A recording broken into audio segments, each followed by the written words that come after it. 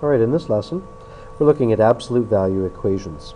There's a few components of this that I'd like to discuss. First of all, understanding the equation structure.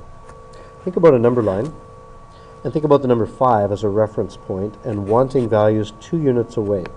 That's this visualization here. Here's 5, and I move 2 units forward and backward, arriving at 7 and 3 respectively.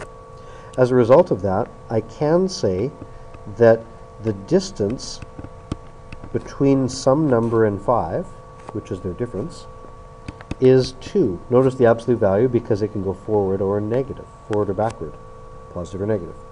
So another way to think about this, I can say write the absolute value equation where x, a number, is 2 units from 5. Well, first of all, I would say the numbers are 3 and 7. Those are 2 units from 5, aren't they? I can write that this way. I can say, well, the number is 3 or 7. Now, then I can bring in the notion of 5, or difference of 5, as long as I do that uniformly with the other numbers as well. The truth of the statement above is retained. Now this is negative 2, this is positive 2, and so what I'm saying is that the difference of some number and 5 is either plus or minus 2.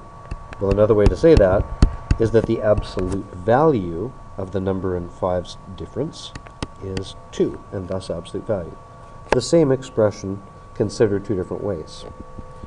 Next, the types of solutions you can get to an equation with absolute values like this. Ax and b, absolute value, equals c. I wrote here a does not equal 0 because if this coefficient is 0, there's no x term and there's nothing to solve. There are 3 different results that can occur here. First, if the c value is positive, you'll get 2 solutions. They take this form. Ax and b equals c, or negative ax and b with brackets equals c, which can be rewritten this way. Ax and b equals negative c by bringing the negative to the other side by multiplication or division. So 2 different solutions to arrive at by solving those equations. If c is 0, there's only going to be one solution. That looks like this. Ax plus b equals 0, because c is now 0. And thus, x equals negative b divided by a. There's your solution. Now, if c is less than 0, there are no solutions. Consider this. A number absolute value is always more than 0. So, if I'm asked to find a number whose absolute value is less than 0, there's no solution for this. Here's a visualization to support these 3 ideas. I'm going to draw a graph, and on this graph I'm going to show you the equation x plus 1 equals 2. That's an example of the first type.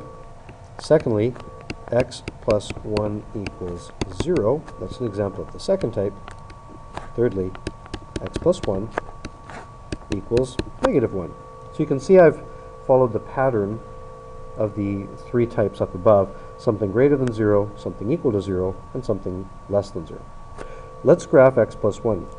We know that this is a translation 1 unit to the left with a slope of 1 and a slope of negative 1 because of that reflection. Here's my absolute value. Now, the first part, the right side of the equation is y equals 2. That's a horizontal line 2 units up. And you can see the 2 solutions. They are at x equals 1 and x equals negative 3. Now the second one, y equals 0, well, that's actually the horizontal axis. And you can see there's one place where the absolute value touches, and that's at x equals negative 1. One solution. And the last one, the line y equals negative 1 is a horizontal line 1 unit below the axis, and you can see There is no intersection, no contact, no solutions for this. So those are your three different examples of the types of solutions that can be formed.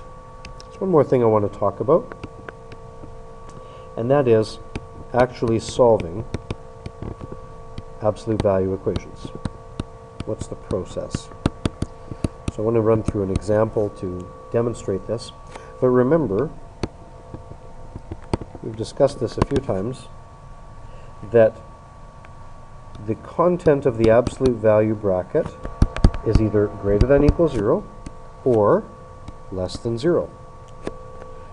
So, if the content is something like x minus a, I can either write it as just x minus a for the restricted domain x greater than or equal a, or I can change the sign with a bracket and negative in front when x is less than a, the rest of the domain. So we're going to use that to solve 3x minus 1 absolute value equals x plus 5. Okay, make myself a little room. First thing to consider is the domain. The content of the absolute value is 0 or more when x is greater than or equal to 1/3, a restricted domain. The other domain to consider is less than 1/3. Now, going back to this one, when the contents are positive, I replace the absolute value with nothing at all or just a regular bracket, and I solve this. Get 2x on the left, 6 on the right, x equals 3. Notice that 3 is more than 1/3, the reference for the restriction, and so that's a valid root. Over here on the other side, I can remove the absolute value and I change the sign. I can change the sign of the absolute value contents or the other side of the equation. It really doesn't matter.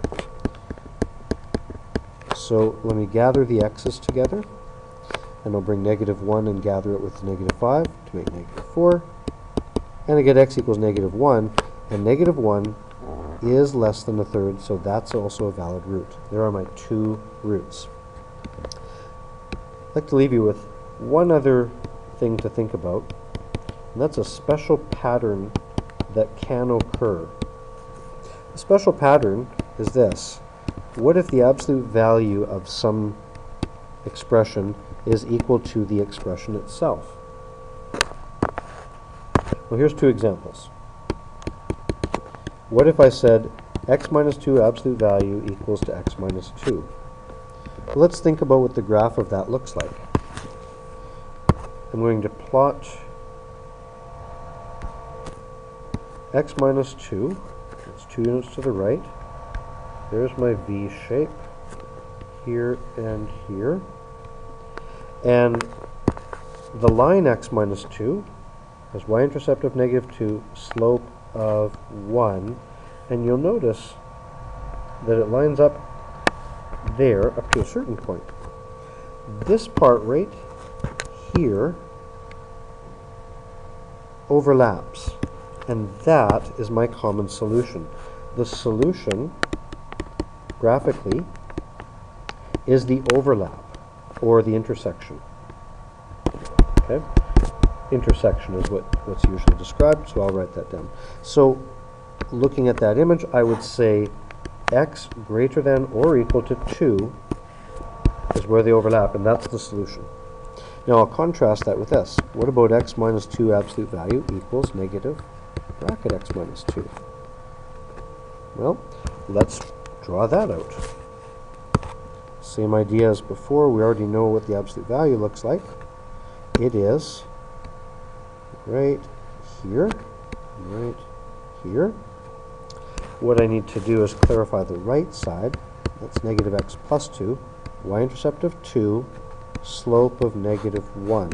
So, it looks like this. And the part that overlaps now is all of this area. And remember, the overlap is the solution. So the solution here is any value less than or equal to 2. There's your special case.